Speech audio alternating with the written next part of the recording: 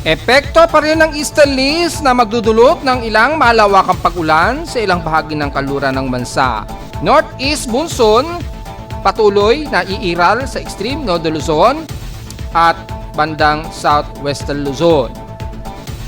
Bagong binabantayang invest na mataan na sa silangan sa labas ng Mindanao na kung saan nanatiling mababa ang tsansa pa sa susunod na 24 oras. Pero sa mga forecast at ensembles ito, mataas ang confidence na magiging aktibong low pressure area. Saan ba posibleng tumama ito? Alamin.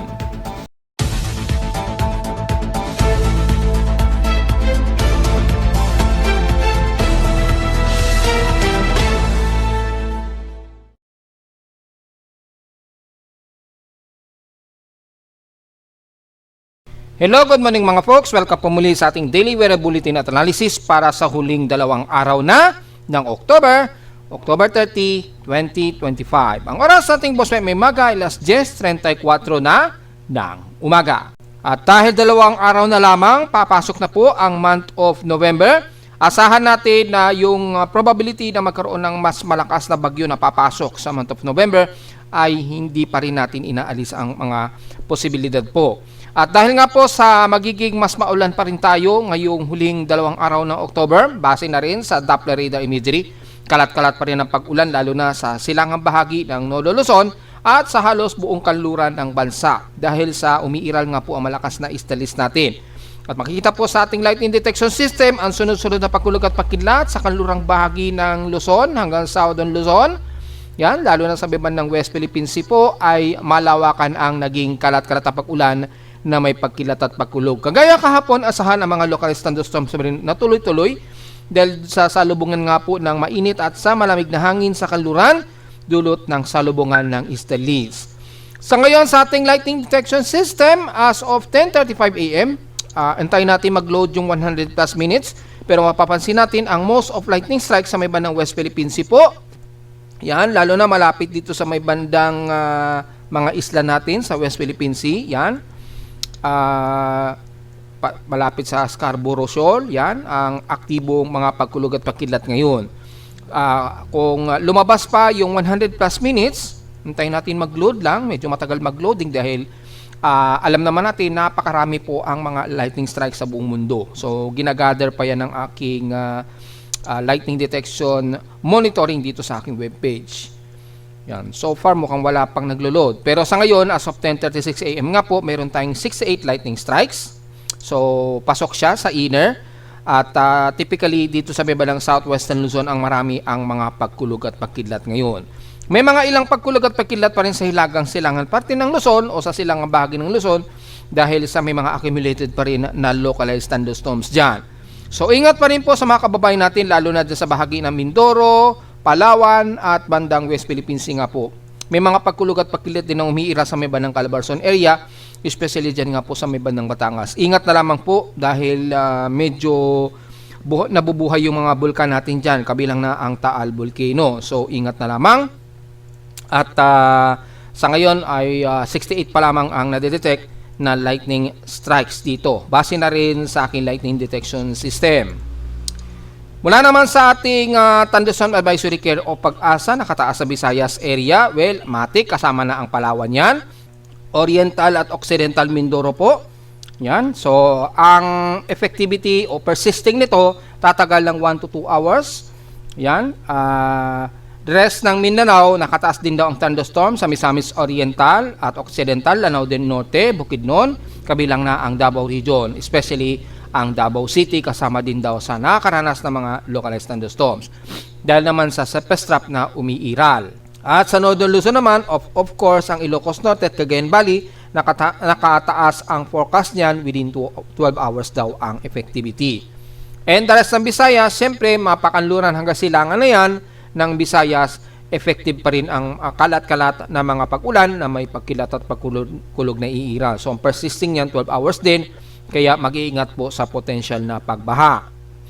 Sa ating current conditions, overcast, gloomy, humid po o cold humid tayo at overcast at minsan-minsan tumataas pa rin yung ating hot humid anytime dito sa Metro Manila. Sa ngayon medyo mababa dahil Yung aming outside temperature, mababa lang, nasa 28 degrees Celsius po. Yan o, nasa 28 degrees Celsius lamang. So, mukhang comfortable po ang magiging temperatura sa amin sa Caloocan.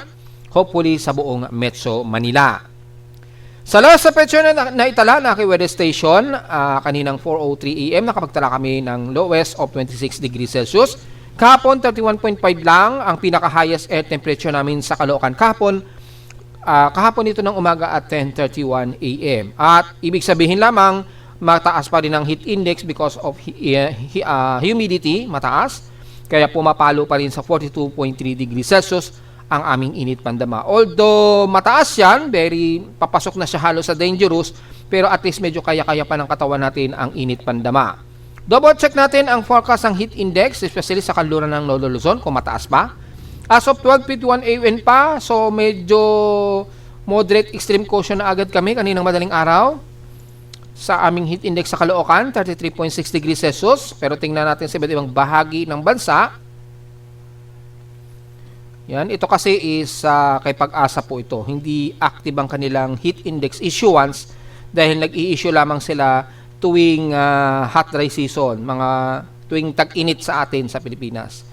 Pero kahit na suspended ang kanilang issuance ng heat index, meron naman tayo sa ating monitoring na heat index. Kaya pa rin nating ma-monitor yan. So pwede nyo po makita yan, maging ang forecast ng heat index. So mula sa amin sa Caloocan, ang magiging forecast namin maghapon ay 36 degrees Celsius ngayong umaga at sa maghapon pinakamataas na ang 42 degrees Celsius mamayang alauna hanggang alas 2 daw ng hapon. Well, kung titingnan naman natin sa heat index forecast nationwide, hopefully mag-load.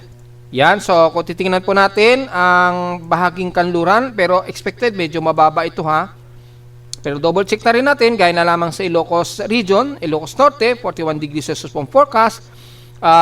Pinakamataas aabutin mamayang 11 o'clock AM po hanggang 42 degrees Celsius. At sa maghapon, medyo manageable ang heat index. Ibig sabihin, gloomy rin sila dyan sa baba ng Ilocos region at dahil ramdam na rin kasi nila ang amihan dyan, kaya medyo bawas na rin ang heat index. Kung titingnan natin sa may bandang Cagayan Valley, gaya na lamang ng Tugigaraw, ay manageable din. Pero mula 36 degrees Celsius ngayong 10 o'clock, papalo pa ito hanggang 42 degrees Celsius mamayang alauna hanggang alas 2 ng hapon. So, medyo katamtaman o medyo manageable na mataas ang kanilang heat index. Kaya wag pa rin baliwalain yan ha, dahil hot humid pa rin ang mararamdaman ninyo. Sa Santiago, although papalo pa rin sa pinakamataas sa 42 degrees Celsius, pero hindi ito tindi kapag dry season sa kanila. So, dito maituturing nila na medyo manageable sa kanila, although pasok pa rin sa extreme caution to danger na 42 degrees Celsius mamayang alauna ng hapon. Sa Dagupan naman, kung titingnan natin ay mataas din, 41 degrees Celsius dito, mukhang mas maaraw kayo. Dahil papalo pa ito hanggang 44 degrees Celsius mamayang alas 12 hanggang alauna ng hapon dyan sa bandang Dagupan, Pangasinan. Sa Central Luzon naman sa Tarlac, double check din natin, 40 degrees Celsius po. So medyo papalo rin sa danger. Heat index sila mamayang alas 12 hanggang alauna daw ng hapon. So mukhang mataas ang heat index ninyo sa Central Luzon at Pangasinan. Sa parte naman ng Batangas, double check natin. Nasa 38 degrees Celsius po ang inyong heat index forecast at papalo ito hanggang 40 degrees Celsius. Starting ngayong 11 hanggang alauna daw ng hapon. So medyo manageable kung tutuusin. At dito sa bandang Occidental Mindoro, sa San Jose, Occidental Mindoro. Yan, nasa 35 degrees Celsius lang. So medyo manageable dahil nakakaranas sila ng kalat-kalat pa ulan dyan. Kabilang na ang buong southwestern Luzon area. So mababa rin, maalamang pati sa Cebu at Mindanao dahil po sa surface trap combination, kaya expected mababa ang inyong heat index. Ingat na lamang sa mga potensyal na mga pag-ulan at posibleng mga baha po dahil magiging intermittent pa rin ang mga pag-ulan kasabay na localized thunderstorms sa maghapon. Kung itatabi naman natin sa PX Extremes in past 24 hours, nangunguna ang Subic Bay sa may pinakamataas air temperature na 33.7 degrees Celsius. So, halos pangalawa o pangatlo lang kami sa Caloocan na highest kahapon. Yan, Subic Bay pinakamataas at pinakamababa sa Baguio. Halos walang pinagbago, 17.8 degrees Celsius ang kanilang lowest temperature. So hindi pa talaga ramdam dyan sa bandang ibaba hanggang Central Luzon ang amihan. Hindi pa masyado. Kapag yan pumalo na ng 15 degrees, ayan, ibig sabihin bumababa na talaga yung ridge ng high pressure area hanggang sa bandang Central Luzon. Sa inulan naman ang Tayabas, Quezon, nakaranas sila ng 83 mm na grabing ulan po at nagdulot nga daw ng ilang pagbaha sa kanila, kaya expected po ang tuloy-tuloy na mga ganyang intermittent at isolated rain showers dahil sa tatlong weather system natin, ha. Hindi naman tayo nagkamali ng mga analysis. Samantala naman, ang inulan sa amin sa Caloocan kahapon ay wala naman kami pag-ulan, pero ngayong araw ay may 1.8 mm total rainfall po kami. So mukhang matatapos ang month of October ay mukhang aabot pa kami sa mahigit 300 mm ang total rainfall. In 7 days, 50.7 mm. So ang total rainfall na namin 299.4 mm. So mukhang matatapos ang October, nalalagpas pa kami sa 300 mm na magiging total rainfall. So expected po ang maulan, lalo na siguro marami na po sa inyo ang balak umuwi ngayon. At para maiwasan ng sobrang traffic, huwag nyo nang paabutin siguro ng Biyernes pa. Dahil alam naman po natin ay magiging tuloy-tuloy ang pag-ulan natin maging sa araw ng Undas. So kung maaari ay makauwi kayo ng maaga ngayong araw o nung isang araw pa, mas maganda po. Dahil naiulat, tumaas nga daw ang airfare ng mga eroplano, tumaas ng husto daw yung presyo. So nakakalungkot naman. So asahan natin maraming maglaland travel lamang dahil mas makakatipid. Kaya lang expected po ang siksikan sa mga mga terminal. Kaya para maiwasan siguro na maging siksikan kayo, wag niyo na sigurong paabutin ng Sabado o Linggo. Ngayon pa lamang kung maaari ay pwede na tayong bumiyahe na. Para pagdating siguro ng weekend o bago mag-undas, hindi na ganon pahirapan ang pila sa mga terminal. Yan. So yun po, at yung ating space weather status, nanatiling medyo active tayo. So double check natin. Yan.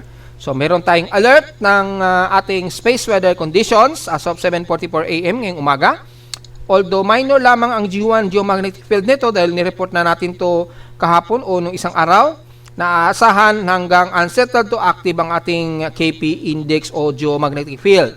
3.67 o 4 to 4.67 KP index ang usually na magiging effective nito. Well, dahil nga po merong mga persistent coronal mass ejection o CHSSS effects, although minor ito dahil sa coronal burst at meron tayong coronal hole.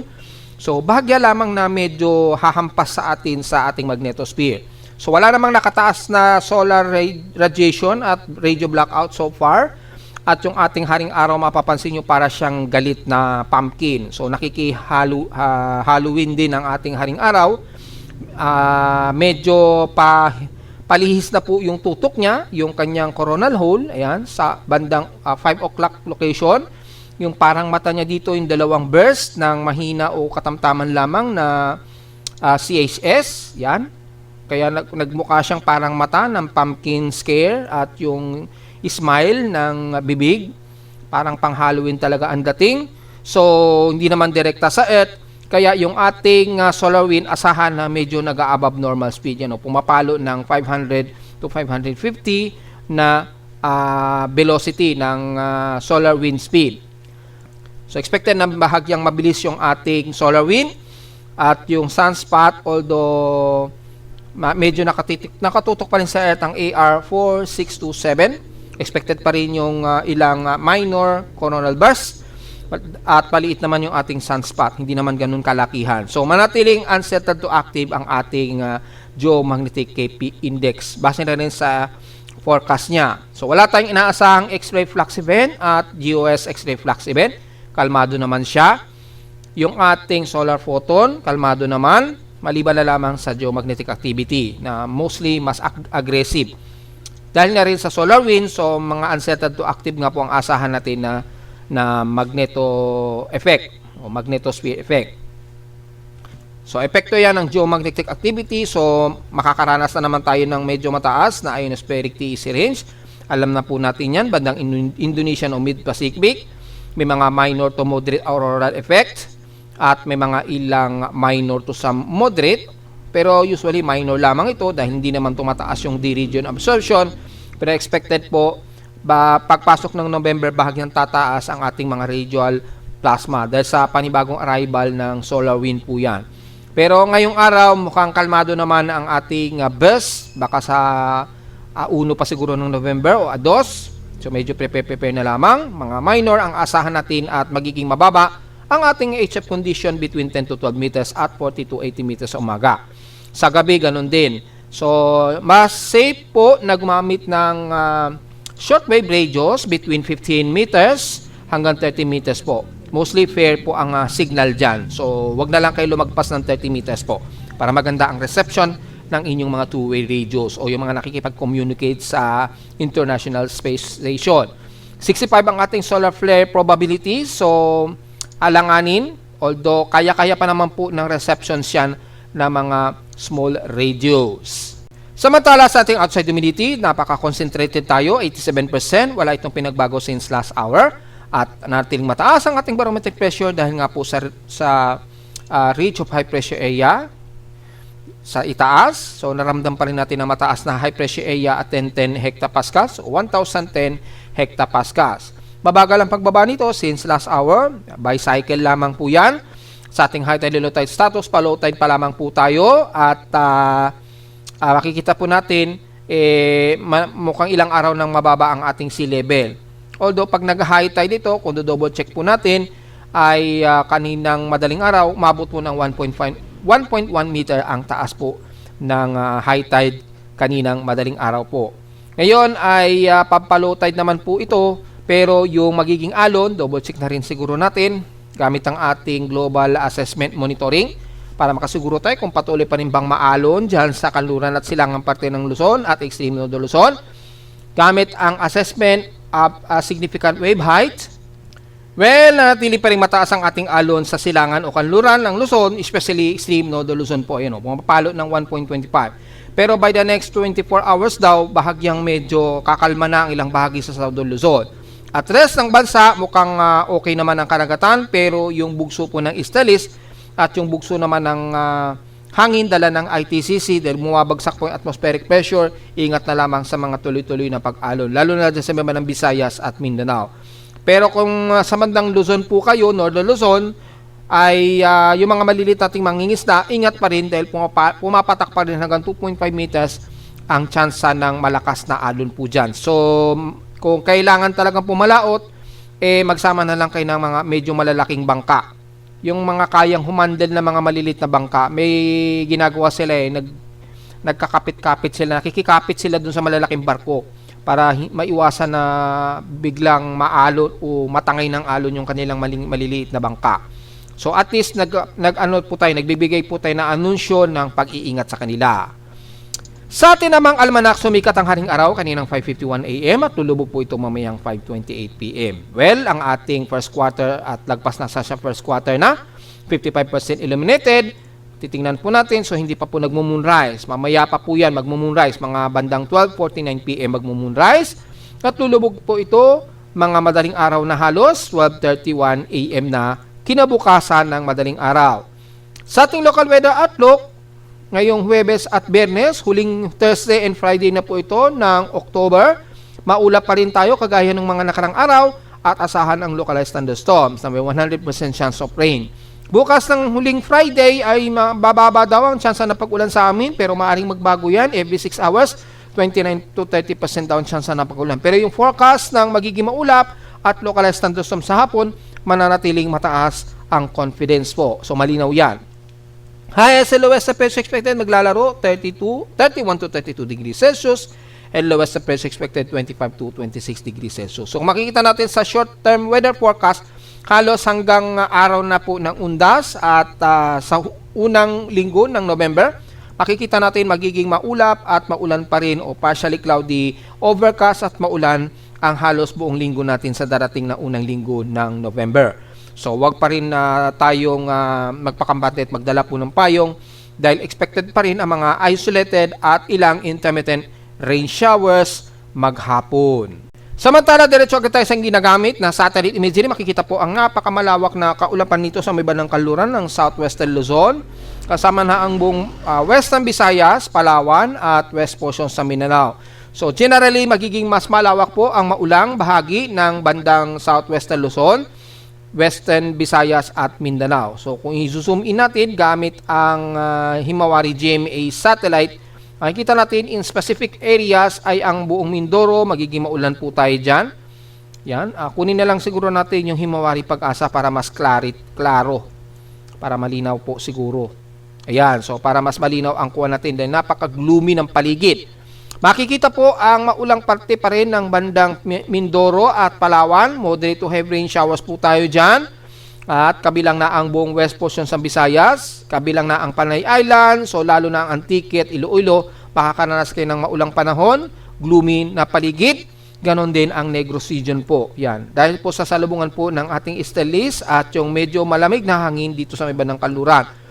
Rest portions ng bandang Zamboanga Peninsula sa Mindanao, Sorsogon at bandang Lanao region ay magiging maulan pa rin po kayo. Although dito sa paligid po ng Lanao at Sorsogon o Barm, mas maulap lamang muna ang paligid, mga ilang light to moderate o drizzle rain ang iiral. Except dyan sa may bandang dulong bahagi ng Zamboanga del Norte hanggang Zamboanga del Sur na nakakaranas ng moderate to heavy rain showers po na pag-ulan. So tingnan po natin yung heavy rain potential kung mataas. Well, expected po yan na magiging mataas po yung ating heavy rain potential. Yan, tayo natin mag-load. Yan, so makikita po natin ang halos buong kanlurang bahagi naman sa mga moderate to heavy rain showers po ang iira. So, lalo na dyan sa may bandang Zamboanga Peninsula, yan hanggang sa may bandang Basilan at Hulu-Sulu. Kung mapapansin nyo po, mula sentro ng Southern Luzon, Visayas at Mindanao, medyo katamtaman pa ang panahon at may mga ilang kaulapan ng iiral, extending dito sa may bandang Eastern Mindanao at Eastern Visayas. So kung malapitan po ang ating pagbabasihan po, makikita po ay medyo nagiging mas maaraw ang bante ng silangang parte ng Visayas at Mindanao, kabilang na ang Southeastern Luzon po. So magiging medyo maaraw tayo dyan o gloomy sa maga, pero pagdating po ng hapon, expected pa rin ang localized thunderstorms maging dyan sa bahagi nga po ng Bicol region. Yan. Kasama na ang parte ng Bicol region. Yan, so magiging maulan po kabilang na ang parte ng Bicol region, eastern portions ng Quezon province hanggang Aurora region na po yan hanggang dito sa iba ng Isabela. So damay ang ilang bahagi ng Central Luzon kasama ang Metro Manila at Calabarzon area. Sa extreme Northern Luzon naman, bagamat medyo mas maaraw kayo dyan, magiging mas hot humid. Kabilang na ang bandang Cagayan Valley sa Hilaga o dulong Hilagang bahagi. Asahan naman ang mga localized thunderstorms sa pagdating po ng hapon.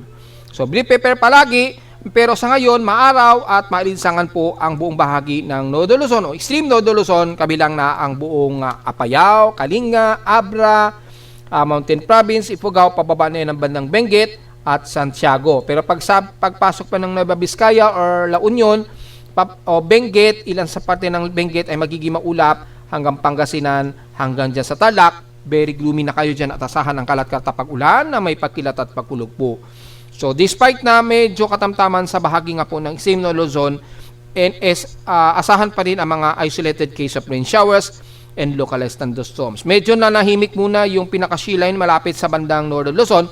Nandito muna yun sa may bandang Taiwan, yung boundary ng Sheila niya. Kung itataas natin yung opacity, makikita po yung pinakabandang Sheila na sa bandang Taiwan muna siyang muli. Medyo lumayo-layo siya ng konti. Ibig sabihin, nagta-take over muna yung malakas na easterlies dito. Kaya medyo magiging mas hot, humid po tayo sa extreme Northern Luzon. Ganon din sa bandang Southern Luzon, katamtaman, asahan din ang mga isolated rain showers, kabilang na ang Marinduque, Romblon at Masbate. At most of Bicol region, although magiging maulap at kalat-kalat na pag-ulan. Mula Cebu hanggang eastern part ng Visayas, magiging katamtaman, although may mga pag-ulan na umiiral ngayon sa parte ng Leyte, pero rest ng Eastern Samar at Cebu at Bohol, medyo katamtaman ang lagay ng panahon, medyo umaaraw-araw sa inyo dyan. So expected pa rin sa hapon ang mga isolated rain showers and localized thunderstorms. And rest ng Mindanao, kabilang na ang Northern Mindanao at most of Central Mindanao at Eastern sections, although partly cloudy tayo, asahan ang mga isolated rain showers and localized thunderstorms sa maghapon, lalo na't may umiiral pa rin tayo na disorganized na surface trap dyan. Yan So anytime within 24 hours makakaranas pa rin kayo ng mga biglaang kalat ng buhos ng ulan na may localized thunderstorm. Except na lamang sa binanggit natin sa may bandang Zamboanga Peninsula na kasalukuyang umiiral ang heavy rain showers. So kung titingnan naman natin ng ECMWF MSLP rainfall forecast natin ngayong umaga hanggang alas 2 ay mapapansin natin may mga kalat-kalat pa rin na pag-ulan sa halos nalalabi ng Southern Luzon, Visayas at Mindanao. Typically, bandang kanluran, medyo highly concentrated po yung Sepestrap dyan, kaya nagiging mas malawak ang pag-ulan, kabilang na ang Palawan.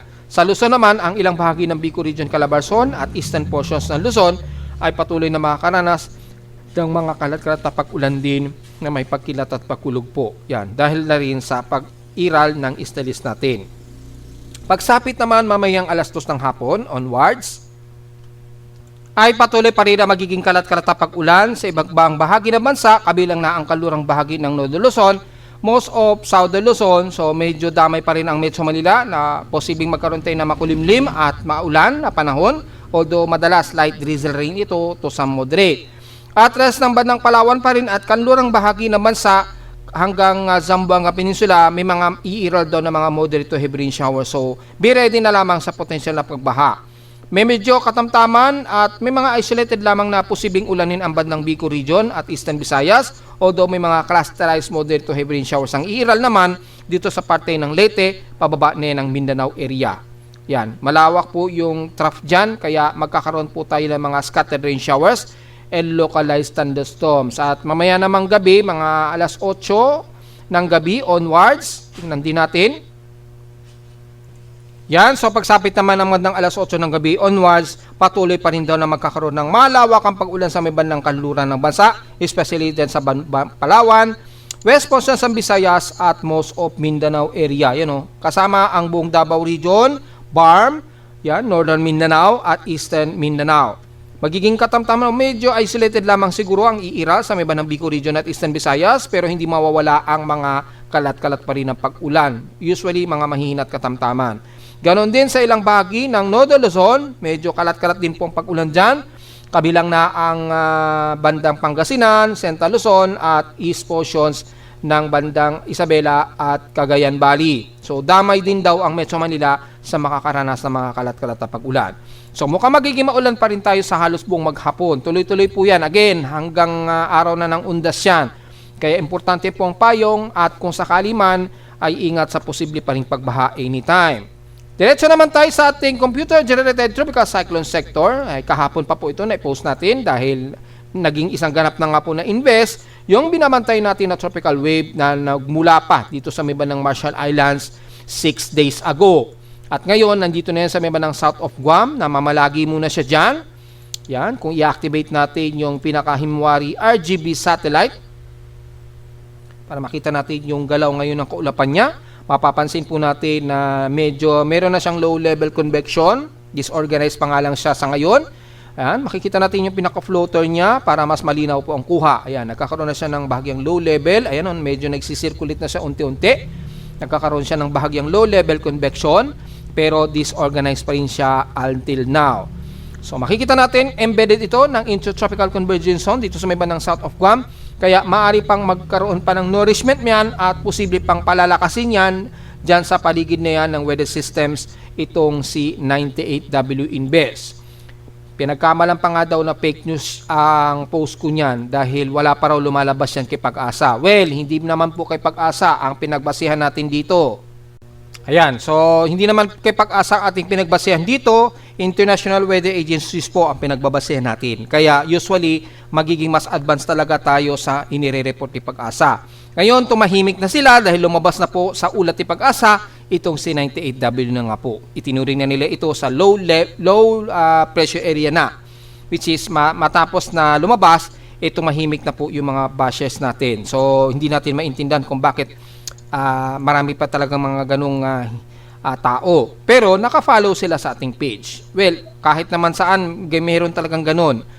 So anyways, ay makikita po natin ay wala pang indefinite o very indefinite pa yung kanyang development at yung kanyang forecast. Asahan pa rin po ang very erratic forecast at movement nito ha. Papapansin nyo po yung galaw niya, napaka-erratic pa ng galaw niya. Oh. Hindi pa masyado organized yung galaw niya. Medyo sumisirko-sirko pa siya dyan sa paligid na yan ng bandang Yap Island. Kaya expected talaga na mataas pa ang pagka-erratic ng development nitong C98W. Although yung confidence niya na magiging isang tropical depression ay tumataas na nga po dahil umi-indicate na rin kay ECMWF. So as of 11 o'clock AM, ang kanyang maximum sustained wind na natiling 28 km per hour at bugsong 36 km per hour. Center air pressure niya ngayon ay 1,009 hectopascals. So mataas-taas pa rin siya. So as of 11 o'clock, namataan pa rin ang sentro nito, probably bandang Davao Oriental pa rin ito, silangan ng Davao Oriental. So ito yung magiging reference point natin, Davao Oriental po.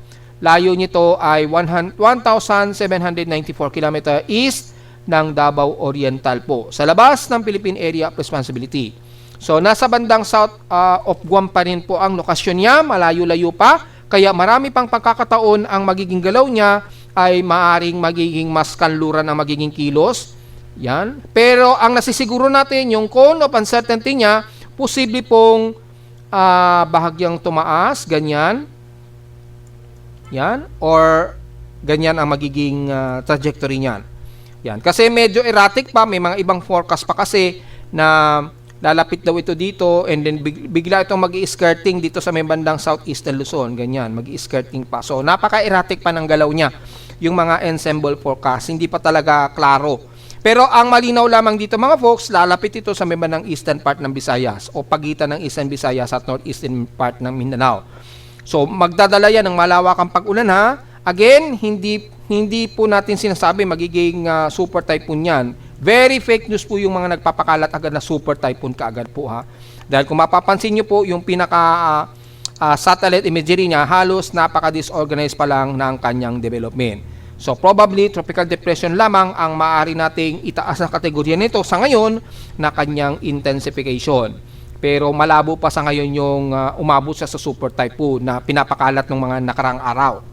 Yan. So after na medyo napahiya na po yung ilang mga nagpapakalat noon, so tumahimik na po sila dahil kinonfirm na rin ng mga iba't ibang mga official weather agencies at mga meteorologists. So ganun po kasi yung mga basher, pagka napapahiya tatahimik na lang yan. And then antay na naman sila na sa susunod na magpapakalat na naman sila ng misleading information. Yung mga ganun po, wag niyo po agad paniwalaan ha. Yan. Tapos ay dadahilan sa inyo na magiging bagyo naman talaga yan eh, sasabihin sa inyo. Well, wala namang sinasabi, wala naman po tayong sinasabi na hindi yan magiging bagyo. Ang mali lamang is yung magko-conclude talaga tayo o nagko-conclude agad tayo na magiging isa itong mas malakas na bagyo gaya na lamang ng super typhoon. Which is napakamaling-mali po yung ganon. Huwag muna tayo magja-jump to conclusion na ganon ang posible niyang abutin kahit na may mga simulation yan. Kasi simulation lamang yan at hindi pa po makatotohanan. Guidance lamang po kasi yan. At asahan natin magbabago-bago pa po yan dahil makita natin in real time. Real time na po ito mga folks. Mapapansin nyo napaka-error pa ang galaw niya. Very erratic pa yung kanyang galaw. Hindi dire-diretso yung kilos niya. Diyan pa lamang makukonclude natin hindi pa saklaw yung kanyang actual doon sa mga simulation forecast. Yun po ang malinaw dyan. So, wala pa to tayong forecast and symbol. Wala pang naka-indicate. Yan, magiging yung ating TC error. Wala pa. So, sa ngayon, may re-report muna natin na mataan itong low pressure area na to na tinawag na 98W. Pero gaya ng ating pinost kahapon, ay posible pa rin ito na pakapasok ng Philippine Area of Responsibility. Sinabi ko na nga po yan, either November 4 or November 5 onwards. Asahan na tapasok na ito ng PAR. At expected din ay pwede nang itaas yan within or next 24 hours ni Japan Meteorological Agency as tropical depression. At kapag yan po nakapasok yan ng PAR sa unang linggo nga po ng November, either November 4 o November 5, tatawagin yan sa local name na Tino. Yan, Tino ang magiging pangalan natin. Pero under tropical depression pa po hindi yan super typhoon, which is napaka-misleading po ng mga ganung ulat. Huwag nyo po munang paniniwalain. Inuulit-ulit namin sasabihin yan. At mapapansin ninyo yung mga official meteorologists mula pa nung isang araw pa ulit-ulit din nilang sinasabi sa inyo na huwag paniwalaan yung mga ganong misleading. Kasi malinaw naman po na napaka fear-mongering talaga at napaka misleading ng mga nauunang mga ulat. Yan. So, laging inuulit-ulit din nila kapag sila ay nag-uulat kasi ay napakadelikado po na maintindihan ng mga ibang tao na pag naniwala po sila sa mga pinopost ng mga ibang weather blogger na agad-agad magiging super typhoon daw kaagad ito. Tapos may sinasabi tatama daw ito ng Luzon. Yan. Iba-iba pa rin yung sinasabi nila eh. Kaya nga po sinasabi nga natin, expected pa po na very erratic pa ang magiging kilos. Pero ang malinaw lamang, pakanluran ang magiging galaw ng bagyong ito. Kung sakali man, magiging isang aktibong low pressure area na siya sa unang linggo ng November. Kung hindi man bukas. So, alanganin pa talaga yung development niya. So, yan lamang ang pinaka-analysis natin dahil kung titingnan natin sa ating Tropical Cyclone Advisories and Forecast, maging si Joint Typhoon Weather Center, hindi pa nila ito itinataas sa ngayon. So, under-invest pa lang at inoobserbahan pa po nila kung ito ay itataas na nila ngayong araw. Ganon din kay Japan Meteorological Agency, hindi pa sila nagtataas pero again, sinabi ko na po yan kahapon, within or next 24 hours, itataas na nila yan sa active na tropical depression anytime. Yan, nagtaas na siya as low pressure area pa lamang. So, pagpasok yan ng bandang November, posible na nilang itaas yan as tropical depression. Sa ngayon, low pressure area pa lamang. And then, within 48-hour period, na natiling low pressure area pa lang. So, aantayin pa yan, mga pagpasok po talaga yan ng November. Diyan, magkakaalaman. At base na rin kay Japan Meteorological Agency, medyo yung trough dito ay naging low pressure area na rin. So, titingnan natin dahil napaka-disorganized pa yung actual niya dito sa satellite imagery. Pero either way, mukhang mababa na magiging aktibong low pressure area yan. Hindi kagaya kay 98W. So, titingnan natin, posible pa rin mag-invest yan kung magtataas si Japan Meteorological Agency. Pero sa ngayon, hindi pa. So, wala pa tayong magiging obserbasyon sa kanya. At wala naman sa mga ensemble kung merong latest. Ayan, lumabas na nga po. Yung forecast ensemble ng ECMWF. Mapapansin nyo po, very erratic din ang kanyang development. However, mapapansin nyo po dun sa pinaka-pattern color niya, pagpasok niya ng Philippine Area of Responsibility by either November 4 or November 5, depende sa movement niya, mapapansin nyo, tataas na sa 50% ang tsansa na magiging isang active low pressure area na to o ganap na bagyo. So, malinaw lang talaga sa unang linggo ng November, magkakaalaman na magiging active low pressure area siya. At tataas yan all the way to 60%, 70 to 80% bago lumapit dito sa mga ng Eastern Visayas. So, mapapansin nyo po, Eastern sections ng bansa rin ang magiging tumbok niya. Pero yung magiging landfall po niya ay napaka-erratic pa rin. Ang potential lamang na didikit ito o tatama either dito sa may bandang pagitan ng Guian Eastern Samar or dito sa pagitan po ng bandang Southeastern Luzon. Sa ngayon, yun yung magiging possibility of strike scenario. Yan. So, malamang yung tropical cyclone strike probability dito malawak. Ganyan. Malawak yan. So, napakalawak pa ng cone of uncertainty niya, just in case. At mapapansin din natin sa ensemble forecast ng ECMWF, very erratic din. Unusual pa ang kanyang forecast. So, magbabago pa yan. Asahan na magbabago-bago pa po yan. Dahil kung titingnan natin ang Tropical Cyclone Assessment Monitoring para sa behavior nitong C98W, dahil napaka-erratic pa talaga. Magiging debatable pa yan sa mga iba't ibang mga weather agencies at meteorologists. Asahan po, magiging debatable yan sa mga post nila. So, inuunahan ko na kayo. At nangyari naman, di ba? Mula nung kahapon at nung isang araw na nag-report tayo, sinasabi ko po sa inyo, magiging debatable yan. At napansin nyo naman yung mga report ng mga meteorologists, di ba? Sa ibang bansa, maging dito sa loob ng ating bansa. Yung mga explanation nila, malinaw na sinusubaybayin din nila ang ating mga ulat. Siyempre, pailalim silang sumisilip sa ating mga report. Tapos, i-confirm nila yon sa pamagitan ng kanilang pagre-report na talagang very erratic pa at napaka disorganized at very uncertain pa talaga yung development ni 98W. So, yun po. Antayin natin mag-load yung ating assessment monitoring. Yan. Asahan natin na medyo mabagal ang load dahil latest po na mga data ang ginagather ng aking website. So, unahin na natin yung West Pacific Basin. Makikita po natin ay unusual pa po yung forecast track niya, pero yung vorticity ay at least at nagmo-moderate na po yung vorticity ni 98W. Ayan o. So medyo tumataas na ang kanyang confidence na magiging isang active na low pressure area ito. Yung favorable convergence, medyo tumataas na rin. Horizontal, moderate. So mapapansin natin, dahan-dahan tumataas na ang kanyang confidence of yung weather system nito ay magiging aktibo na. Gaya na lamang ng Global Spectral Model. Ayan o, mataas na rin yung confidence niya. Ito galing mismo kay Japan Meteorological Agency yan. Nagkakaroon na ng Coriolis, ito yung sinasabi ko nga po sa inyo, pag nagko-Coriolis na yan, nagpupuyo-puyo na siya, parang puyo. Yan. Kapag nakikita na natin yan, tumataas na po yung confidence ng forecast ng weather system na ito na maaaring maging isang ganap na tropical depression anytime. Ayun o, pagpasok ng November 4, yan o, papasok na rin siya ng PAR. So, gaya na ating sinasabi nga po, ay posible nga po by November 4 o November 5, papasok na ito ng Philippine Area of Responsibility. At kapag naging tropical depression yan, tatawagin sa local name na Tino. Kaya ngayon ay binabantay natin itong maigi para maiwasan natin dahil kumakalat talaga ang misleading information tungkol dito kay 98W. Dito bumababa na yung atmospheric pressure. Kung maalala niyo po yung ulat natin, pinakamababa ang expectancy natin bago pumasok ng PAR, 1,006 to 1,005 hectopascals. Which is ngayong araw, nangyari nga po doon sa forecast niya. O diba, 1,006 hectopascal bago ito pumasok ng PAR siguro by November 4 o November 5 ng susunod na buwan. Ayan o, malinaw naman po o.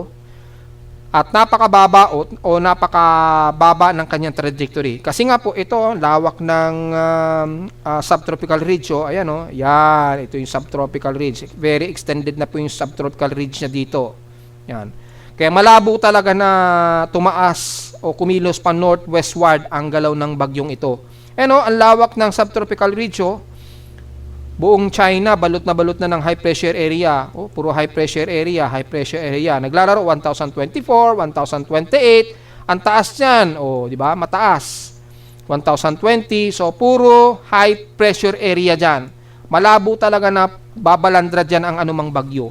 So, yun, kinonfirm na rin ng mga meteorologists yan. Di ba? Sabi ko naman po sa inyo, asahan natin, ang kilos ng bagyo, puro pakanluran lang talaga yan. Mabababa ang trajectory. So, either way, ay tutumbok ito sa Eastern Visayas or Pagitan, mag-ready-ready po tayo sa unang linggo ng buwan. Dahil posible po na aasahan natin sa unang linggo po ng November, siguro, pagpasok ng siguro by next Friday, approximate natin yan. Diyan ay magkakalaman na tayo. Malamang nandyan na yun sa may bandang baybayin sa silangan ng bansa natin. So, titignan natin kung ang tutumbok ba nito sa Eastern Samar or Pagitan. So, very erratic pa yung ating analysis pa sa ngayon. Pero at least may idea na tayo na dyan ang maaring tumbukin nitong si 98W or kung sakaling maging si Pre-Tino. So, gaya na lamang sa ating monitoring ng mean sea level pressure, yung kanyang tropical cyclone strike probability, mataas na po yung forecast niya. Ibig sabihin high o mataas na po yung confidence ni ECMWF daw na magiging isang aktibong low pressure area na rin talaga siya. Yan. Kailan yan?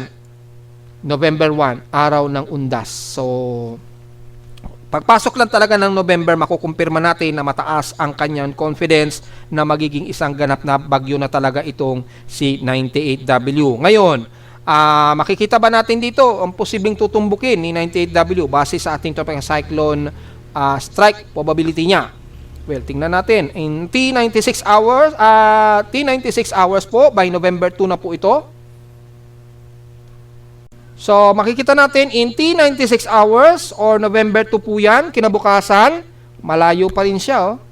So, tingnan natin siguro, i-advance natin in T144 hours po, November 4, which is ito yung alanganin na kung makakapasok na ito ng Philippine Area of Responsibility. Double check na rin natin.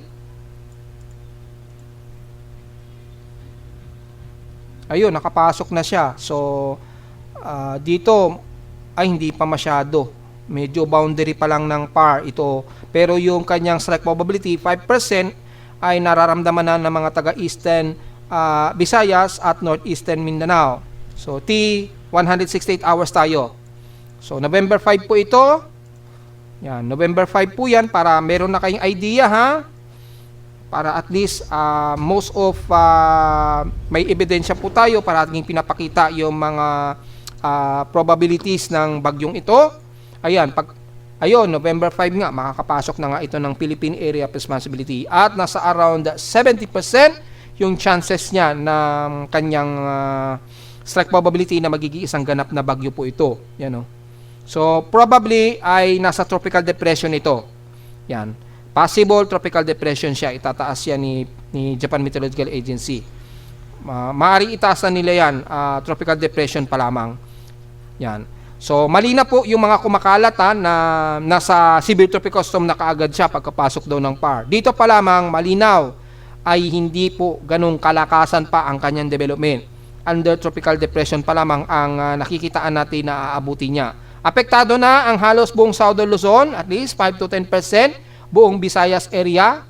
Then, tumataas na sa 20 to 30% ang eastern part ng Visayas at northeastern Mindanao. Dito, mararamdaman niyo po ang mga pag-ulan na po sa araw na yan by November 5. Kasi hahatakin na nito ang ilang yung inflow ng southwesterlies, yung hangin dito sa Timog Kanluran. Medyo unti-unti hahatak-hatakin na niya yan.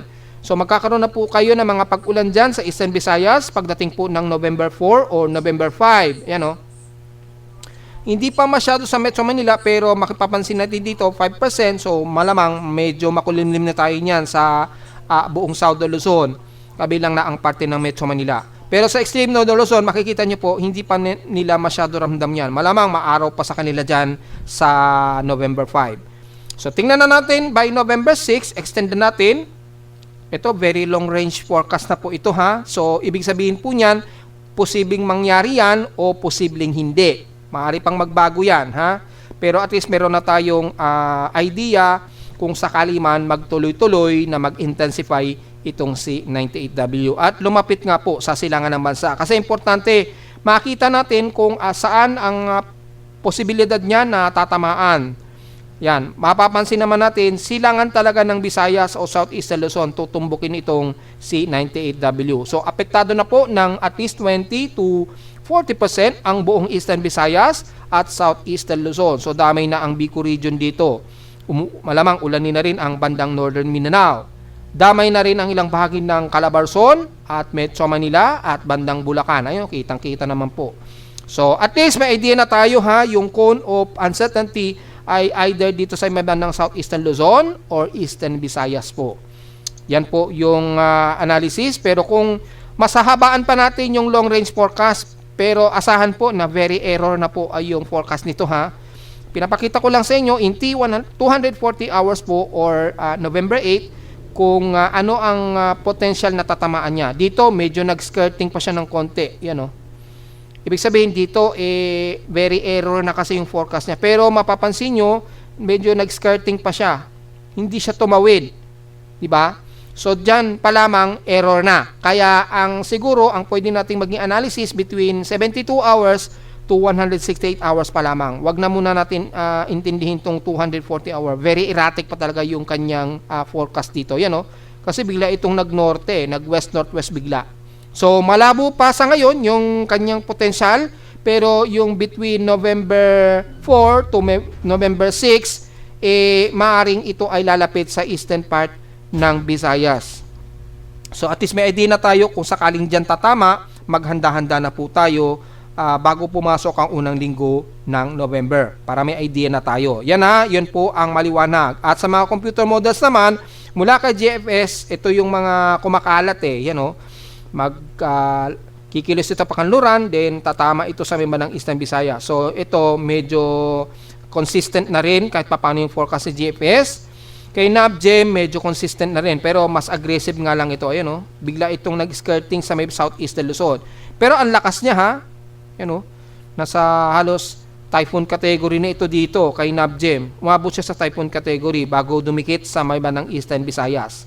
So ito napaka-erratic nung forecast nito ni NABGEM. Pero ang medyo consistent na malinaw nakikilos ito pakanluran at maaring tumbukin nga po ang Eastern Samar kasi halos kapareho yan kay GFS. Ayun o. Yun po ang malinaw. Kay ECMWF, positive na rin, mataas ang confidence na magiging isang active na low pressure area ito. Ayun o, nag-tropical depression na siya. Ayan dito kay ECMWF, tropical depression siya. So malinaw po yan. So ipopost natin, then in the next, by November 1 o November 2. Yan o, nag-tropical depression na siya by November 2 o November 1. Previous nga natin, November 1, yan, nag-tropical depression na siya nung undas, araw ng undas po. Pero mapapansin niyo dito, hindi siya kagaya ng NAVGEM na umabot sa typhoon category kaagad siya. Yun o, typhoon no. Dito, itapat natin sa undas ha. Araw ng undas. November 1 pa lamang tropical storm na kaagad.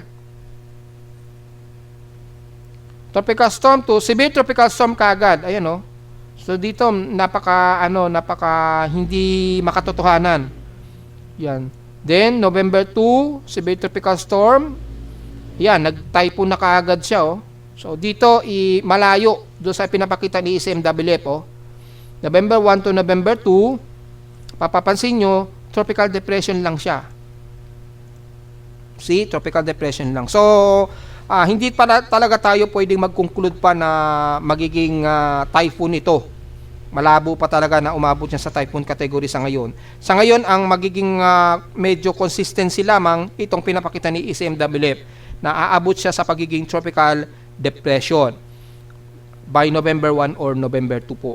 Siguro baka bukas pa nga lang, baka itaas na ni Japan Meteorological Agency as tropical depression. So expected po mauuna si Pag-asa at Japan Meteorological Agency palagi na magde-declare yan ng mataas na kategorya kumpara sa NOAA o ng ibang mga weather agencies po sa iba't ibang bahagi ng bansa. At least may idea na tayo na mataas ang confidence na yung system na ito magiging isang aktibo o ganap na bagyo sa unang linggo yan ng November. At kailan ba ito papasok? Approximate, papasok yan ng Philippine Area of Responsibility either November 4 o November 5, depende pa rin sa kanyang movement speed. Kung constant ang movement speed niya, gaya ng pinapakita ng mga simulations na to, asahan natin either November 4 o November 5. Nasa loob yan ng ating Philippine Area of Responsibility at bilang tropical depression. So kung ganun po ang mangyari, tatawagin natin sa local name na Tino. So, be ready at abang-abang pa rin po sa mga latest forecast natin Time to time naman mag-a-update tayo kapag may mga pagbabagong muli ang ipapakita ng forecast na ito. At least, yung malinaw lamang dito, pataas na ang kanyang posibilidad na maging isang ganap na bagyo by first week of November. Samantala sa ulit lindol, mukhang malinis po ang aking seismometer o seismograph. Wala tayong nadedetect na malakas-lakas na pagyanig. Kaya lang, mula kaninang madaling araw, medyo may mga aftershocks pa rin tayong nadedetect. Ayun, yung mga maliliit na dots na yan. Malamang mga aftershocks siguro yan doon sa mga areas pa rin na tuloy-tuloy na niyayanig ng paglindol. Pero generally, walang malakas na lindol naman sa ngayon ang nadedetect ng ating seismometer dito sa Caloocan. So medyo malinis siya, walang masyadong concern. Yung mga aftershocks lamang sa area na kung saan tuloy-tuloy pa rin ang mga pagyanig. Gaya na lamang dito sa Bogo, Cebu at bandang Manay, Davao Oriental.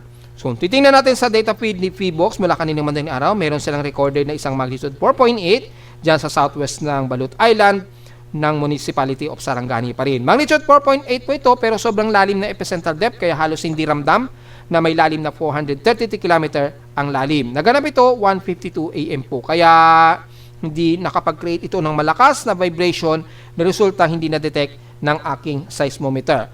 Pero nasa magnitude 4.8 po ito. So medyo malakas-lakas pa rin yan kahit papano. Ang kagandahan lang nito masyado itong malayo dito sa may bandang Sarangani o Davao Occidental. So walang naitulat o hindi inaasahan na nakataas ang tsunami warning niyan.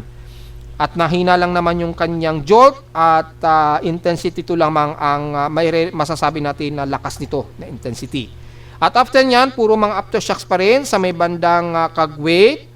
Yan, medyo sunod-sunod ng aftershocks dyan. Sa may bandang Manay na naman, Bogo, Cebu. So tuloy-tuloy pa rin ang mga aftershocks. Matatapos na lamang ang month of October ay patuloy pa rin ang mga aftershocks dyan sa may bandang Bogo, Cebu hanggang dyan sa may bandang Manay, Davao Oriental. Double check natin yung cluster kung gaano na nadagdagan. Madami-dami pa rin nadagdagan kay Bogo, Cebu. Nasa mahigit 8. Sa bandang Manay naman, ito mga 4 lang nadagdagan. So medyo tuloy-tuloy pa rin yung mga aftershocks dyan sa paligid na yan. Ingat pa rin po mga folks at lagi tayong nakaalisto dahil sobrang galaw talaga nitong subduction plate natin dito sa Philippine Eastern Plate natin, dito sa silangan. Yan. Ingat na lamang po mga folks. So diretso agad tayo sa ating historical earthquake data para mabilang natin kung ilan na ang total earthquake natin bago man lang matapos ang month of October. Tingnan natin kung aabot pa ba ito ng 4,000 total earthquakes. So, tingnan natin yung month of October. I-load natin.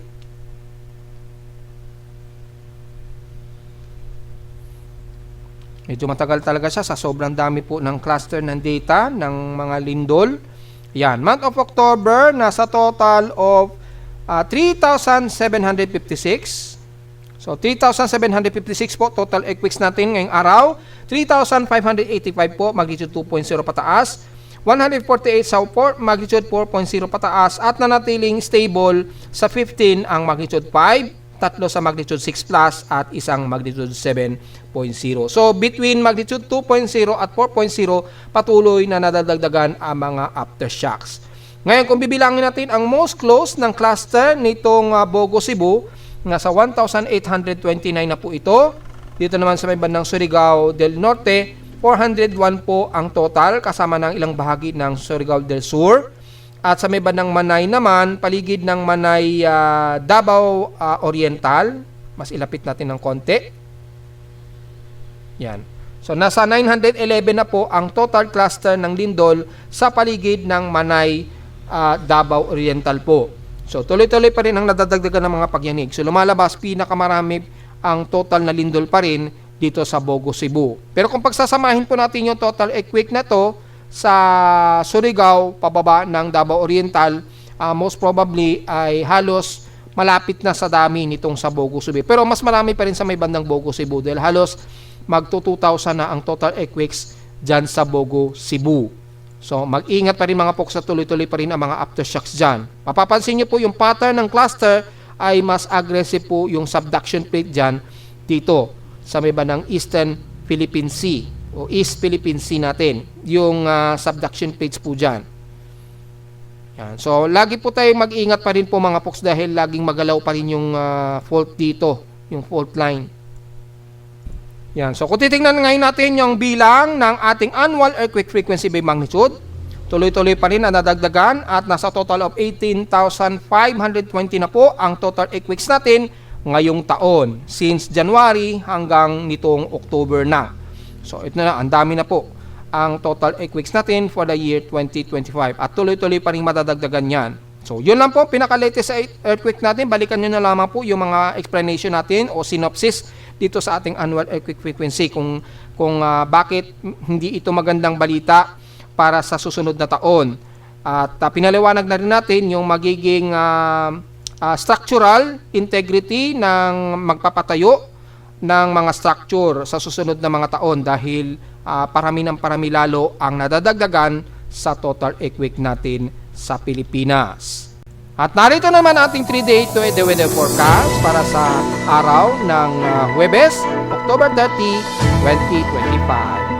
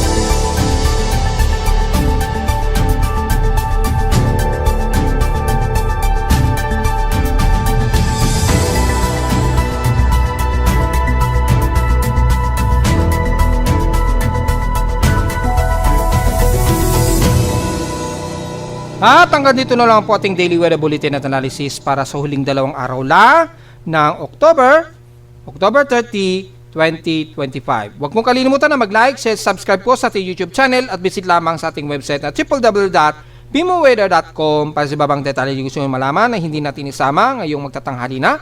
Sa ating report, asahan lang natin na medyo nakakaramdam pa rin tayo ng humid o hot humid na panahon, pero very gloomy at expected pa rin ang mga localized thunderstorms at kalat-kalat na mga pag-ulan sa maghapon. At visit lamang sa website natin para sa gustong malaman pa rin pinaka-dynamic events mula sa mismong reading ng aking aparato sa Caloocan at sa data feeds mula sa iba't ibang weather agencies. Maraming salamat po mga folks at magandang araw po sa ating lahat.